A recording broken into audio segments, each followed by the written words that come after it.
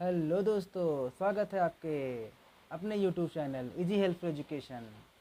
आज हम देखेंगे प्रतिनिहित दायित्व क्या होता है। देखते हैं। प्रतिनिहित दायित्व। प्रत्येक व्यक्ति अपने दोषपूर्ण कार्यों के लिए उत्तरदायी होता है, लेकिन कुछ ऐसी परिस्थितियां आ जाती हैं जब एक व्यक्ति अन्य व्यक्तियों के लिए अन्य व्यक्तियों के कार्यों के लिए दायी ठहराया जाता है। ऐसे ही दायित्व को प्रतिनिहित दायित्व कहा जाता है। अतः प्रतिनिहित दायित्व संयुक्त अपकृत्यकर्ता की अवधारणा पर आधारित है, जहां उनका दायित्व संयुक्त एवं पृथक दोनों ही हो सकता है। अतः या तो किसी एक के विरुद्ध या दोनों के विरुद्ध एक साथ वाद वाद दायर करके, अथवा प्रमुख या अभिकर्ता के विरुद्ध अलग अलग वाद दायर करके। ऐसे दायित्व निम्नलिखित तरीकों से उत्पन्न होते हैं। पहला, अनुसमर्थन द्वारा, वहीं दूसरा विशिष्ट संबंधों के आधार पर। स्वामी और सेवक। स्वामी सेवक के अपकृत्यों के लिए तभी दायी होगा जब सेवक ने ऐसा अपकृत्य नियोजन के अनुक्रम में किया हो। सेवक उस व्यक्ति को कहते हैं जिसे किसी व्यक्ति ने कार्य करने के लिए नियुक्त किया हो और वह उस व्यक्ति के निर्देशन और नियंत्रण के अधीन कार्य करता हो। एक मालिक अपने सेवक के कार्यों के लिए दायित्वाधीन होता है। इसकी कुछ निम्न परिस्थितियां हैं जो कि बताई गई हैं। पहला है, जब सेवक ने असावधानी बरती हो। इस संदर्भ में देखा जाए तो जिस व्यक्ति ने किसी कार्य को करने के लिए नियोजित किया गया हो, उस व्यक्ति का यह कर्तव्य है कि वह देखे कि नियोजित व्यक्ति ठीक से कार्य कर रहा है या नहीं, क्योंकि सेवक की असावधानी से जब किसी व्यक्ति को कोई क्षति होती है तो मालिक को दायी होना पड़ता है, अर्थात उसका हर्जाना मालिक को ही देना पड़ेगा। दूसरा है, जब सेवक ने स्वामी के आदेशों को जानबूझकर उल्लंघन किया हो।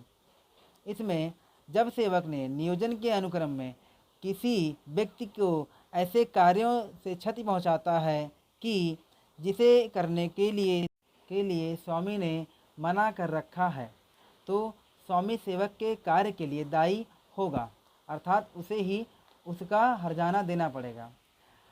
कर्नाटक उच्च न्यायालय द्वारा निर्णित MS रहता बनाम गोराववाद में कहा गया कि इस केस में सेना का माल ढोने वाले ट्रक के एक चालक ने ट्रक पर सवारियां बैठाई, जबकि ऐसा कार्य वह मोटर वाहन अधिनियम और विभागीय निर्देशों के अनुसार वर्जित था।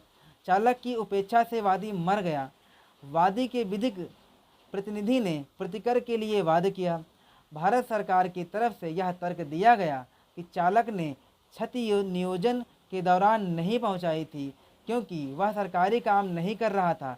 इसके अतिरिक्त चालक ने कार्य विभागीय निर्देशों के उल्लंघन में किया था। निर्णित हुआ कि यूनियन ऑफ इंडिया नुकसानी के लिए दायी था, क्योंकि वाहन पर निषेध संबंधी कोई नोटिस नहीं लगी थी, इसलिए चालक का कार्य नियोजन के अनुक्रम में आता है। वहीं तीसरी स्थिति है, जब सेवक ने आदेशों का पालन करने में भूल की हो।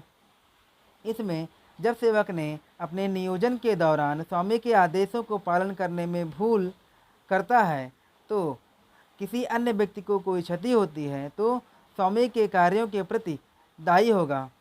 स्वामी सेवक के कार्यों के प्रति दायी होगा। इस का प्रमुख उदाहरण पोलैंड बनाम परसन्स का वाद देखा जा सकता है। इस केस में एक गाड़ीवान ने यह समझाने में गलती की कि उसके स्वामी की गाड़ी से कुछ लड़के चीनी चुरा रहे हैं। स्वामी की चीनी की रक्षा के लिए उसने एक लड़के को पीटना शुरू कर दिया, जिससे लड़का का पैर कट गया। अतः यह अभिनिर्धारित हुआ कि स्वामी इसके लिए दायी होगा। वहीं चौथी स्थिति है, जब सेवक ने कपट किया हो। जब सेवक नियोजन के अनुक्रम में कपट करता है तो सेवक के कपट के लिए दायी होता है। भले ही सेवक ने ऐसा कपट अपने लाभ के लिए किया हो। इसका प्रमुख उदाहरण है लॉयड बनाम स्मिथ कंपनी का वाद। इस वाद में वादी एक महिला थी जो प्रतिवादी कंपनी से परामर्श के लिए कंपनी के कार्यालय आई। कंपनी के मैनेजिंग क्लर्क ने उसे इस प्रयोजन से 2 विक्रय दस्तावेज तैयार करवाया।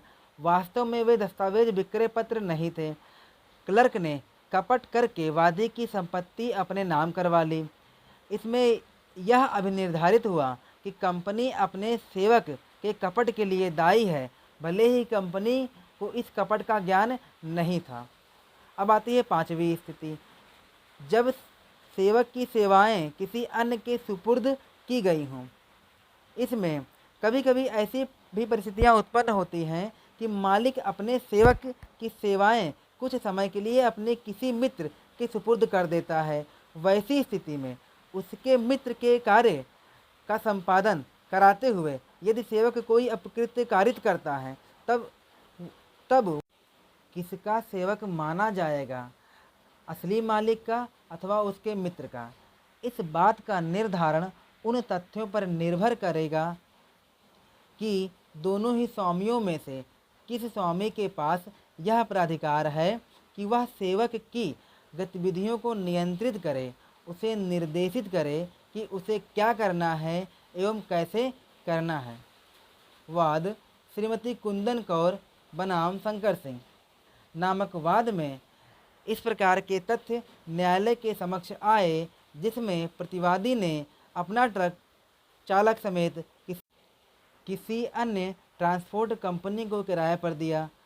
धारित किया गया कि सेवक की सेवाओं को स्थानांतरित किया गया था, न कि सेवक को, अतः परिवादी जिम्मेदार था।